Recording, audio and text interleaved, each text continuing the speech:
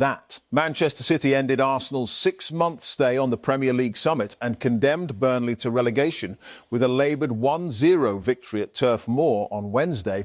Erling Haaland's clinical finish after 5 minutes could have paved the way for a boost to City's goal difference, but they lacked a cutting edge as Burnley dug deep. And Tesla CEO Elon Musk kicked off the company's first quarter earnings call with a monetary heads-up, or depending on the mindset of the investor, a warning. Tesla's capital expenditures will skyrocket to $25 billion in 2026, and far outpacing its previous annual spend as it races to stay ahead of the competition and transitions to an AI and robotics company, according to its first quarter earnings report. That figure, and which covers what Tesla plans to spend on physical assets outside of its day-to-day operating expenditures, is 3 times higher than its annual capex budget in previous years. For comparison, Tesla's annual capital expenditures were $8.5 billion in 2025, $11.3 billion in 2024, and $8.9 billion in 2020. And Bluesky isn't the only company leaning into AI to help build custom feeds, it seems. Amid a slate of recent product releases, X this week announced the launch of Grok-powered custom timelines, which let you dive into one of over 75 specific topics through curated feeds that can be pinned to your home tab. The company touted the feature as one of the biggest changes to the app to date, and saying it uses Grok's AI to not only build these custom timelines, but also personalize them for individual users.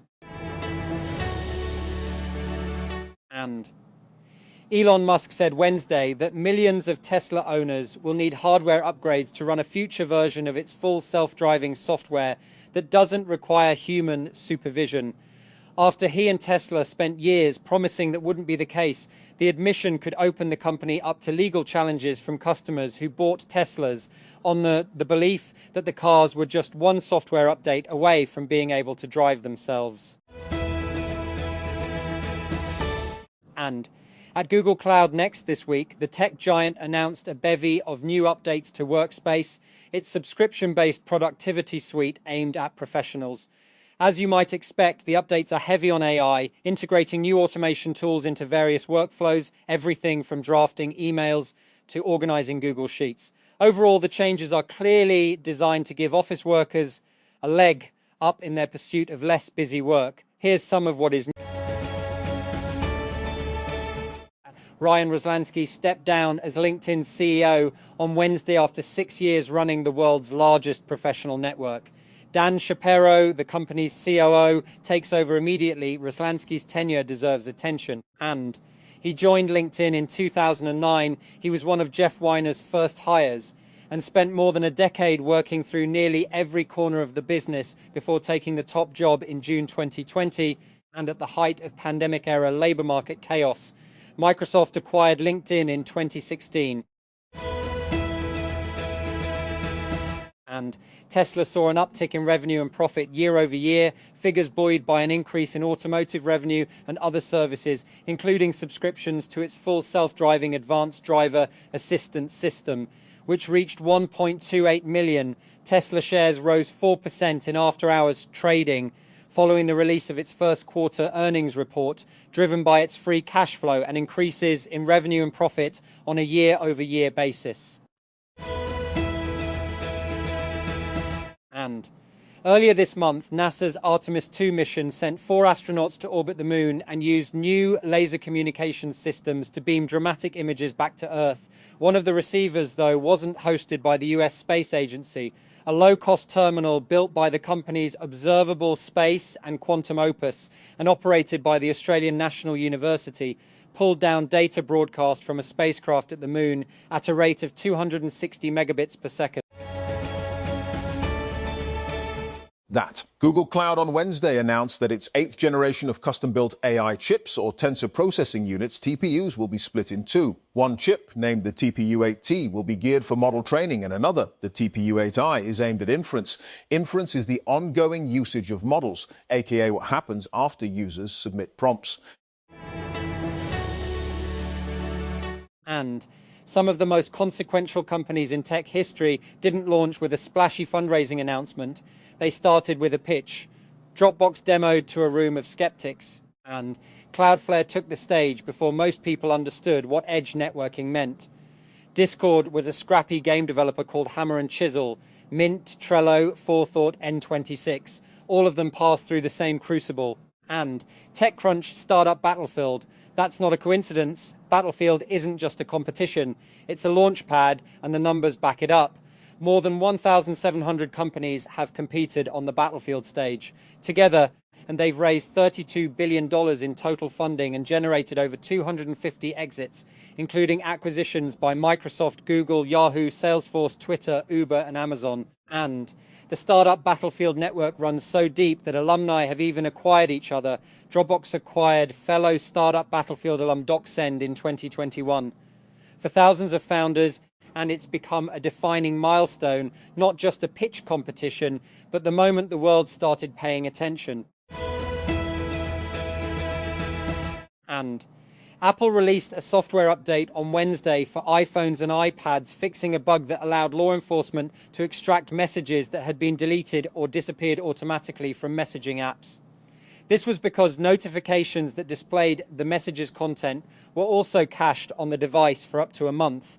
In a security notice on its website, Apple said that the bug meant notifications marked for deletion could be unexpectedly retained on the device.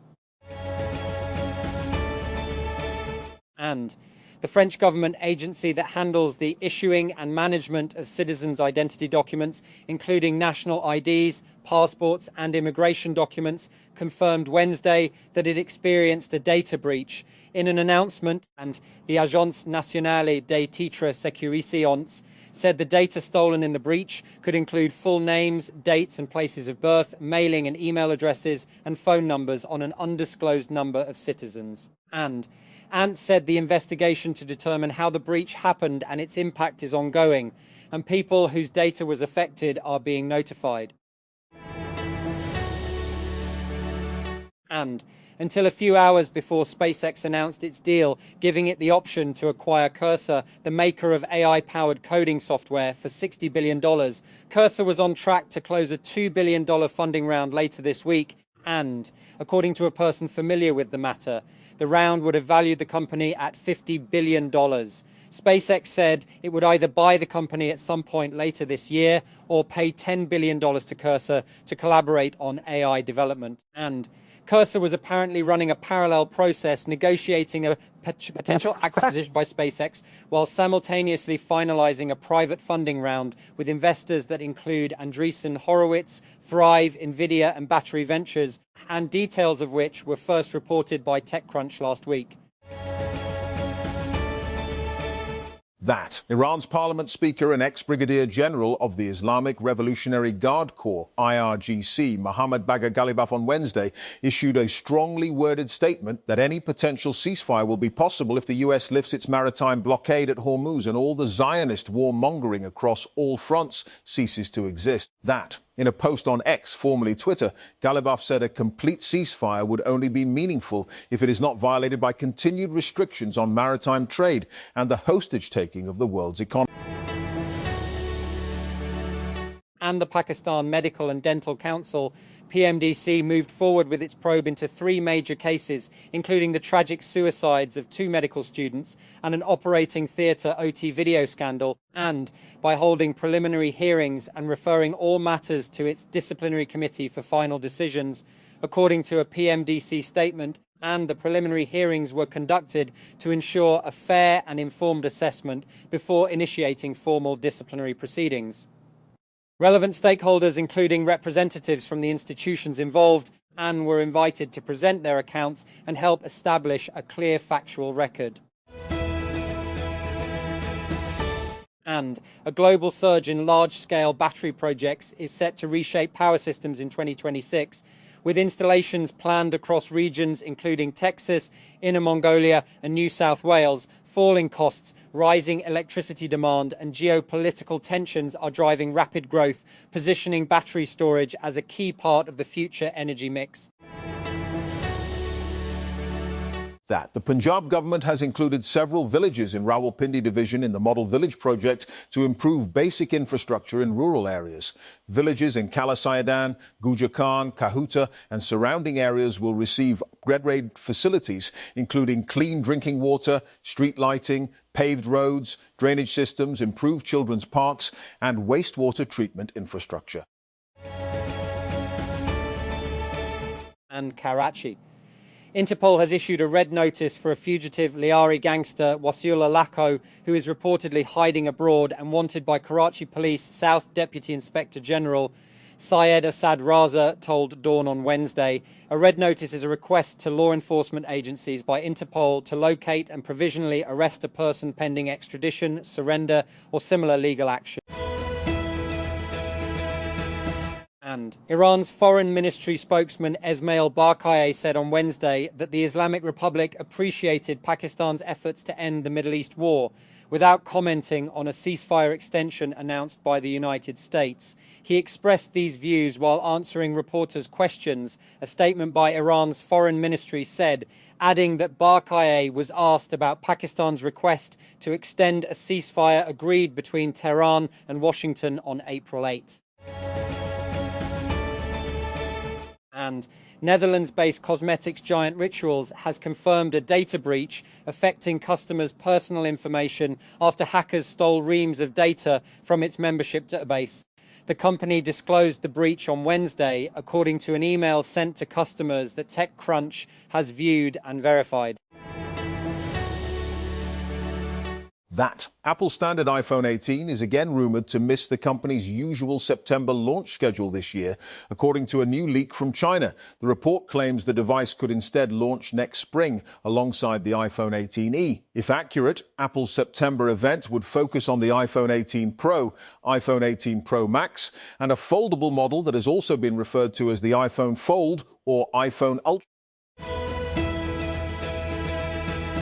That Redmi has introduced the K-Pad 2 tablet alongside the K90 Max smartphone. Like the earlier model, the new device follows a compact tablet design while focusing on high-end performance. The Redmi K-Pad 2 features an 8.8-inch LCD with a resolution of 3008 by 1880 pixels. And the Directorate General of Customs Valuation, Karachi, has issued revised customs values for the import of 62 brands of old and used mobile phones imported in commercial quantities without packing or accessories. The updated valuation applies to multiple models from major brands including Apple, Sharp, Samsung, Google Pixel and OnePlus. That FIFA World Cup 2026 is approaching with only 50 days left until the final kickoff. With football's biggest showdown going to kickoff, the association has reopened ticket sales for all 104 matches. That Labyrinth broke away from Euphoria ahead of season 3 after his music had become a trademark of the show, and he finally revealed what reasons caused him to take the big measure and call the showrunners out on Instagram. The 37-year-old British singer, whose real name is Timothy Lee Mackenzie, launched a scathing attack against the show recently and announced his departure. And the British monarch has received surprise honour for his lifelong commitment to the environment on Earth Day, days before his highly anticipated visit to the US. King Charles III has been rewarded a Green-Blue Peter badge for his decades-long dedication to environmental conservation and sustainability efforts. And Victoria Beckham opened up about how she and husband David Beckham lean on each other as they face challenges in the public eye. During an April 21 appearance on Today with Jenna and Chanel, the fashion designer reflected on the couple's resilience after a year marked by headlines about their strained relationship with eldest son Brooklyn Beckham.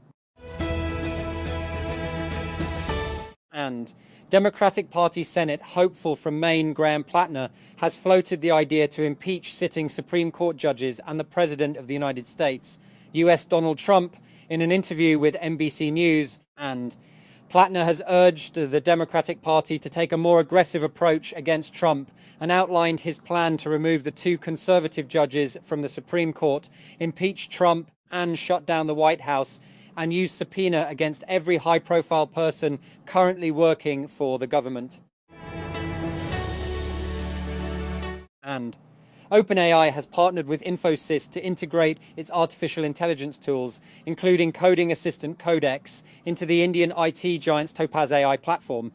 Infosys said the integration will be used to help its clients modernize software development, automate workflows, and deploy AI systems at scale, initially focusing software engineering, legacy modernization, and DevOps. And ARK Invest Venture Fund has made its first ever lead investment in an early stage startup called Lucra, firm founder Kathy Woods told TechCrunch.